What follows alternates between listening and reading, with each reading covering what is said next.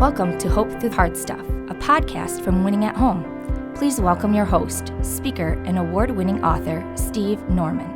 Well, welcome back to Hope Through Hard Stuff. It is my great honor to have as my conversation partner today, Sarah Cowan Johnson. She is the author of Teach Your Children Well. She is also a ministry consultant, a trainer, and a coach. Sarah, thank you so much for joining me today. Yeah, thanks so much for having me. Okay, Sarah, so for people who ministry consultant might be a new term or phrase, just unpack that for us a little bit. Absolutely. Yeah, I have about 20 years of experience in ministry, starting with InterVarsity Christian Fellowship. I was a staff worker with them, and then as an executive pastor in a church plant. And so what I do now is I work with pastors and ministry leaders in all sorts of areas. So I do training design, I coach them in ministry skills and effectiveness. I have a big contract with my denomination to help them work on their church planter training. So basically I'm coming alongside, I'm not on the front lines right now, but coming alongside to help pastors and ministry leaders thrive. That's great. Yeah. Sarah, talk a little bit about the book. What's the backstory for Teach Your Children Well, and how did you land on this project? Yeah. So in my last ministry post, I was serving as the executive pastor at my church, and we did not have a kids person on staff at the time. And so I was trying to hire someone. We weren't finding the right fit for what we were looking for in the budget that we had, to be honest. So I said, well, part of my role is to develop teams and leaders. So what if I lean in for 1 year and develop a lay team, and then we'll revisit the hiring process in a year. So I spent a year working with our kids team and doing all kinds of reading. And I was a mom, I still am a mom, but I had kids. And so as I'm reading, I came across, the big bad statistic that a lot of us probably know, that 50% of kids who are actively involved in their churches will leave the faith after they graduate.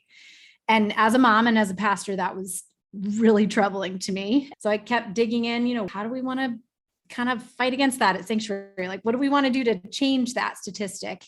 What I found in doing some more research is that there actually is one thing that makes a drastic difference in that number. And it has nothing to do with hiring better staff, doing better programming.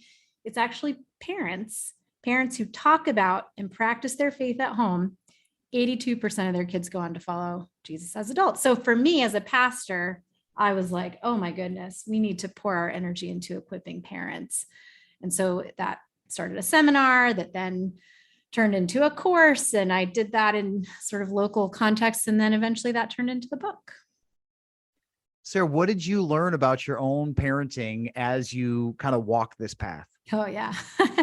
Well, one of the things that I talk about in the book that was a big kind of revelation for me is just digging into the idea of children's spiritual development. So children go through different phases of their faith development from birth to 18, and understanding that has been hugely helpful for me as a parent.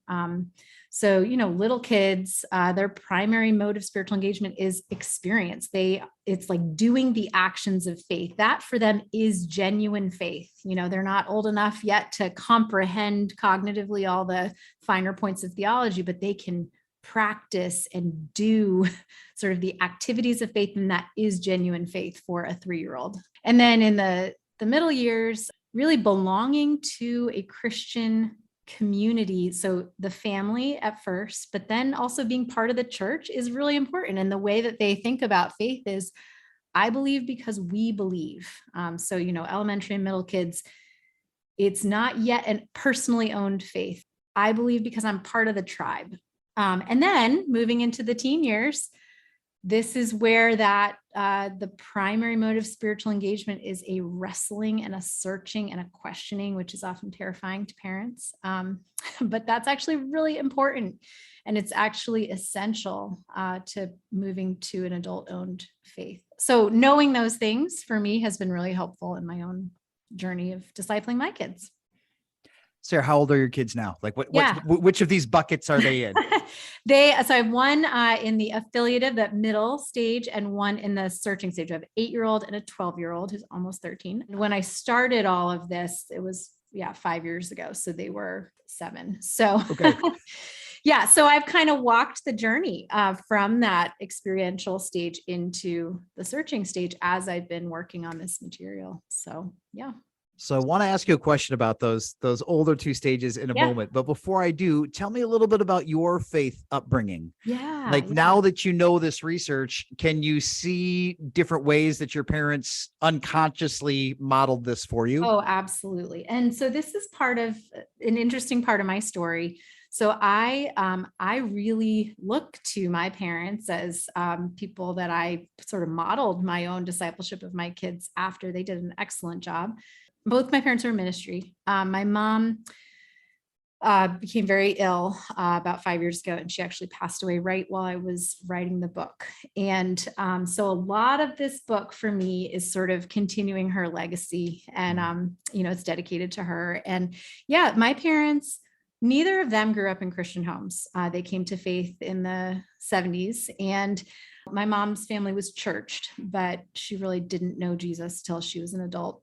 So they had to think about, how do we create family culture that is devoted to Jesus? That was brand new for them. So we had my parents were very intentional. So super intentional about our discipleship. And my mom in particular was very creative. So she just had a knack for helping kids understand spiritual things. And so one of the things that I think about is something called a prayer tree that she invented to help us think about or to see how God answers prayer. So she pasted this blank tree on the wall and cut out leaves out of construction paper and had us write specific measurable prayer requests on them. We prayed for those things. And when they were answered, they would go up on the tree, and just things like that. We did that every day. It was very creative and very intentional. I love it. That's beautiful. And what a powerful way for you to honor her legacy. I'm sorry for your loss, but it sounds like she leaves a really rich faith tradition in you and in your kids and in generations to come. Yeah. She's all over the book. So, yeah. So what about you? How about when you got older into your journey, how did they help you when you were in your wrestling seasons? If in fact that was a valley that you traveled? Absolutely. When I was 14, I went to a new school for high school, and I was sort of reinventing myself, and, dyed my hair purple and did all the, kind of off the beaten path things. And I really, at that age, had a question in my mind about, this sort of new, it sounds silly as an adult looking back on this, but yeah, the sort of new identity that I'm figuring out who I am. Does my faith fit with that? Or is that going to hold me back from the things that I really want to experience in life? And so, I wasn't sure when I was 14 if I really wanted to be all in with Jesus. And what they did is, first of all, they were not threatened by that. And this is a big thing, I think, for parents of teenagers to recognize. We often think that these questions that come up and the wrestling and the doubts, we interpret that as a threat to adult faith, when in fact, not pushing through and not allowing those questions to surface is an equal threat to adult faith. Because actually the model that I talk about in the book is from John Westerhoff. And his assertion is that most American churches, their discipleship for kids stops at the affiliative stage. I believe because we believe. Because that searching stage is really troubling and difficult to know what to do with. But if the child leaves home still in that I believe because we believe mode, it makes sense that we see this 50% statistic, right? So if they go off to college and they're separated from the faith community, how do I follow Jesus if my people are not here, right? So anyway, so back to my parents, they were not threatened by that phase, and they released me to explore those questions with people. Like, I had a mentor that I sought out, and they didn't know her very well, but they trusted her with me in my sort of faith development. They were generous and kind with that season and not threatened. How did that path continue to travel? When did it turn? Did it resolve? So that was my freshman year of high school. And so this woman, she was a former Young Life staff, and I just thought she was so cool, and she loved Jesus so much, but she was not my parents. And she did a 6 a.m. girls Bible study for me and a couple friends, and every Friday we would meet her at 6 a.m. and yeah, she listened to us and she encouraged us. So that was huge for me and my parents, affirming that this relationship it was outside their control in a way, right? Like I'm having these spiritual conversations with somebody else and not them. And I think that can be hard for parents who want to be right in the middle of it. I started meeting with her, and then there was a guest preacher at our church who preached about the woman at the well and sort of our longing to be satisfied, and gave an altar call, and I responded to it. So it was a short season of searching, but it was important that I had the freedom to do that, if that makes sense. That's great. I heard Kara Powell, who writes for the Fuller Youth Institute, say once, she goes, doubt isn't our greatest enemy. It's responding to our kids' doubt with silence. Absolutely. That is the greatest threat. And Absolutely. I think that you're right. There sometimes are those points where your child makes a statement, or they throw out a question, or they say something very declarative and definitive about what they now believe or what they don't believe. And sometimes the gut reflex is to allow that catch in your throat to turn into an alarming and a vocal response. When in reality, I keep learning that sometimes the greatest gift I can give my adolescent kids is quiet and like a really good poker face. Like, just to be able to, right. I don't have to be. It can be concerning, but it doesn't have to be alarming. If that makes any sense. It's that non-anxious leadership presence that we read about anywhere we read about good leadership. I think when we understand that this is actually important for their faith development, it's not threatening. It's actually a way that we can encourage them and say, that's a great question. And how can I help you get to the bottom of that? So Sarah, let me ask you this question. When we talk about those second two stages, what's the name of the I believe because we believe? Affiliative. Okay. I think you're right. The first bucket, like doing the things of faith with toddlers, feels lower risk. Right. When we get into affiliative, a lot of times we say like, oh, this is easy. I just have to involve them in the faith community that we're already plugged into. I think this is all anecdotal. I don't have hard data for this, but it seems like in my friend group, I'm 47. A lot of my friends 5 years on either side of me are going through maybe some of their own questioning regarding the state of the church. And they understand that in theory, there's value in the family being plugged into a faith tribe, but they're asking some very hard and not illegitimate questions about whether those tribes are safe or functional or mature or healthy. Yes. So what do you say to parents who are like, yes, I agree in principle. I want my child and I understand how critical it is for their faith development to be a part of a tribe. But at the same time, they're saying, I don't know that if I trust my tribe. Right. I don't know that the tribe has been honoring to me or to my story or to my journey. And because I don't feel safe there, I don't want my kids to be a part of that either. What do you say to those parents, Sarah?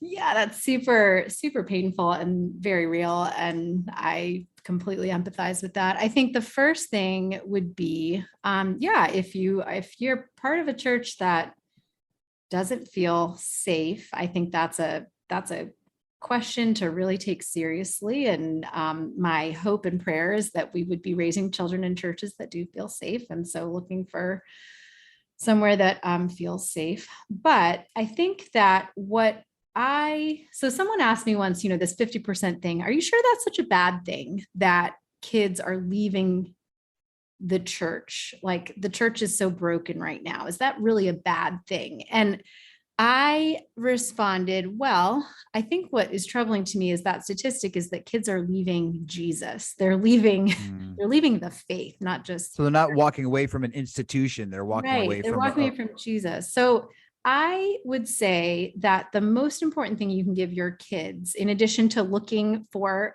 a good, friend group, church that is safe and a good tribe that feels like, okay, these are my people, is to help them from a young age, not just connect with the body, but as a family to know Jesus personally. Again, all the research about this 82% is that, church is very important. We can't follow Jesus alone, but actually nothing replaces the influence of parents when it comes to their children's faith development. And so it's parents who talk about and practice their faith in the home. For these kids who are affiliative, and I believe because we believe, actually their primary sense of affiliation is with you as the parent and the family. And so what does your family culture look like when it comes to spirituality? Or is that something we just farm out to Sunday school on Sundays?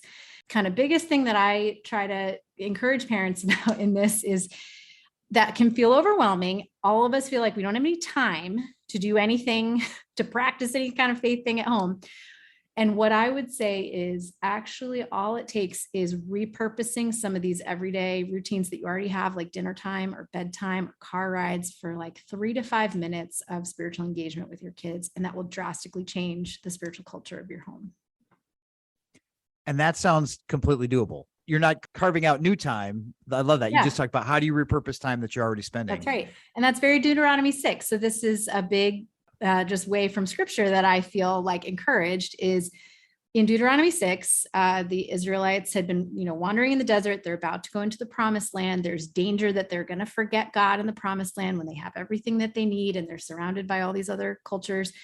And the strategy there is not send your kids to good religious schools. It's talk about these things at home, impress them on your children, talk about them as you walk along the road and as you sit at home, as you lie down and as you get up. So it's basically talk about the Lord in the midst of your daily life. And so that's exactly what I would encourage parents to think about today is, at dinner time, could you do just a few minutes of looking for God's presence in your day? Something I call a God hunt. Where did you see God today? Or like my mom did, put up a prayer tree and over dinner, read the leaves and pray for them. So simple repurposing time that you already have with your kids. Sarah, as adults, I don't think we ever fully graduate out of that questioning stage. It's not like you kind of take Right. this dip between 14 Nope. and 22, and then you come out on the other side and all of the pieces align perfectly. What does it look like for you to appropriately share some of your concerns about your faith journey as an individual or as a couple with your kids? When do you have those? That's a great question. Yeah. So the model, actually, I'm glad you said that. It is the image that that Westerhoff uses is of concentric circles like a tree ring. You actually never grow beyond experiential, affiliative, and searching. You just grow, like it transcends and includes each previous stage. So yes, in adult-owned faith, searching is important. So how transparent to be with your kids is a great question. And I think, first of all, that would depend on their age and stage, right? So I probably wouldn't share all of my searching questions with a 4-year-old the same way that with a teenager, I might be more transparent. Sure. I do think that when we aren't transparent at all, it reeks of sort of a lack of authenticity that our kids can see right through. Yeah. I mean, when my mom died, that was a time of being really honest with my kids about, oh yeah, we prayed hard that she'd be healed. It was a really rare disease. We thought maybe there would be some rare treatment. And so that was a moment of being honest. I don't have a perfect tied in a bow answer for you. I'm in pain too. The older our kids are, the more transparent we can be. And I think if we don't ever want to be so transparent that we put our burdens onto them where they are pastoring us right. Sure. at a young age, but we also don't want to be so opaque that they think we never wrestle with anything. Right. No, that's so good. And I think that sometimes as kids get older, there is value in, as we tackle scripture, to just go ahead and move through it chronologically rather than kind of cherry picking the stories that we feel are age appropriate. So right now I'm reading through Judges, and the people of God are a hot mess in Judges. And there's some really horrific things in there that I'm not even always sure what to make sense of. I've heard some scholars say the reason that our kids sometimes get rattled by tough issues or tough passages or tough theological questions is because we never identified those for them when they were under our roof.